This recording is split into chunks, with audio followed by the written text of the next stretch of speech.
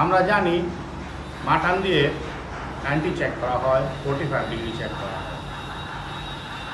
যে কোনো কিছু ফিটিংয়ের সময় মাটান দিয়ে চেক করা হয় এবং মাটান দিয়ে পরীক্ষা করা হয় সেটা সঠিক আছে কিনা, কিংবা ফিটিং করার সময় মাটানের ব্যবহার হয় 90 ডিগ্রি, 45 ডিগ্রি জন্য। আমরা এভাবে মাটানটা সাধারণত চেক করে থাকি।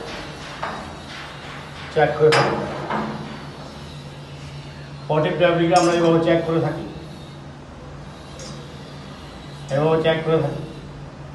কিন্তু মাটাম যদি ভুল থাকে তাহলে মাটাম চেক করব কিভাবে? এই জিনিসটা কখন চিন্তা করছেন আপনারা? আজকে আপনাদের দেখাবো মাটাম কিভাবে চেক করতে পারে। প্রথমে আমরা একটা সরল একটা বস্তু নেব। এটা হচ্ছে সরল একটা টিন শিট, সরল। এটাকে আমরা এভাবে ধরবো, সূক্ষ্ম মাপ নেব। একটা চকটা সূক্ষ্ম হতে হবে, সূক্ষ্ম মাপ নেব। দেখুন আমরা এইভাবে ধরছি।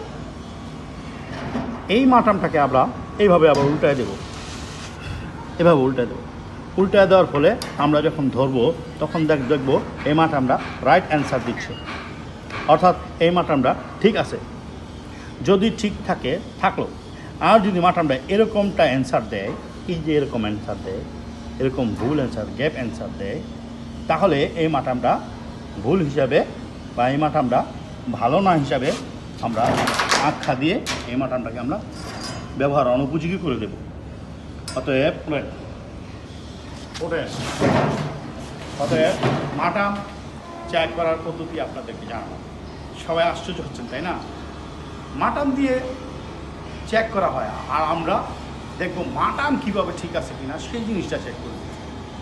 Thank you.